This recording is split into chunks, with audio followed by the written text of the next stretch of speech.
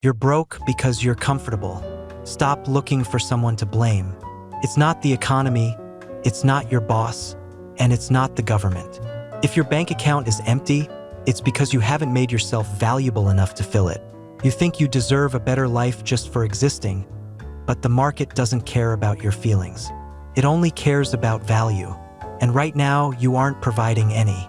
Imagine a Lego set. Most people look at the box and complain that they don't have a castle. They see the bricks, they see the instructions, but they never start building. They just sit there, staring at the plastic, wondering why they're still living in a pile of rubble. This is the story of how you're sabotaging your own castle. Let's look at two guys, Dave and Elias. Both start at the same dead-end job, earning the same $500 a week. Dave gets his paycheck on Friday, but by Saturday morning, he's already spent half of it. He buys a new pair of sneakers he doesn't need and takes his friends out for drinks he can't afford.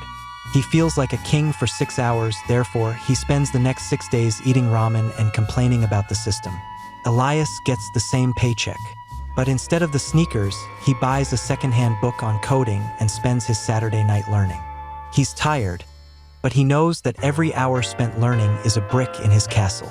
Fast forward 3 years. Dave is still at the same job, complaining that his boss is a jerk and that he deserves a raise for his loyalty. Therefore, he stays stagnant. Elias, however, just landed a remote job paying 4 times his old salary because he built a skill that the market actually wants. Dave thinks Elias got lucky. Elias knows Dave stayed lazy. This is the dopamine debt. Most people trade their future freedom for a hit of dopamine right now. You buy the coffee, the car, the subscription, and the fast food because it makes you feel something in a life that otherwise feels empty. But every time you swipe that card for a luxury you haven't earned, you are literally stealing from the version of yourself that could be rich. You are a thief and you are robbing your own future. You deserve to be poor because you value looking rich more than actually being rich. Let's talk about the skill parable. Imagine 2 men in a forest. One man has a spoon, the other has a chainsaw. They are both told to cut down a tree. The man with the spoon works 18 hours a day. He's sweating, his hands are bleeding, and he's giving it 110% effort. The man with the chainsaw works for 5 minutes and the tree falls. The man with the spoon cries that it's unfair. He worked harder. He suffered more. He deserves the money, but the world doesn't pay for effort, pays for results. If you are working a job where you can be replaced in 10 minutes by someone off the street, you are the man with the spoon. You aren't being paid low wages because your boss is evil. You're being paid low wages because your skills are common. Effort is not a currency. Impact is. You have the same 24 hours as the person making $1 million a year. The difference is that they spend their time building a chainsaw while you're polishing your spoon.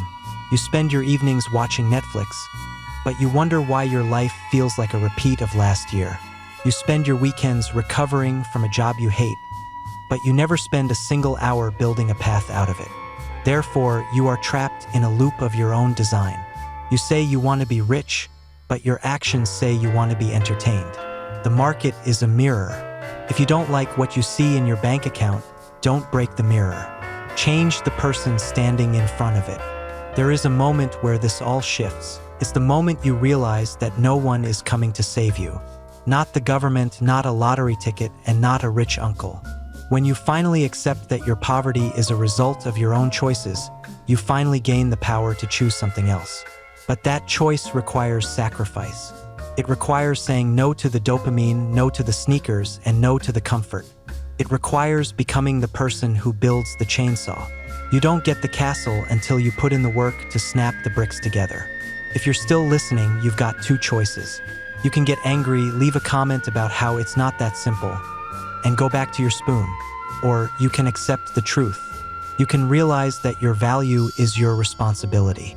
Stop asking for a raise and start becoming someone worth paying more. Stop buying things to impress people you don't even like. Build your skill. Build your discipline. Build your castle.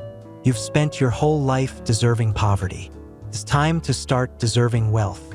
Now go build.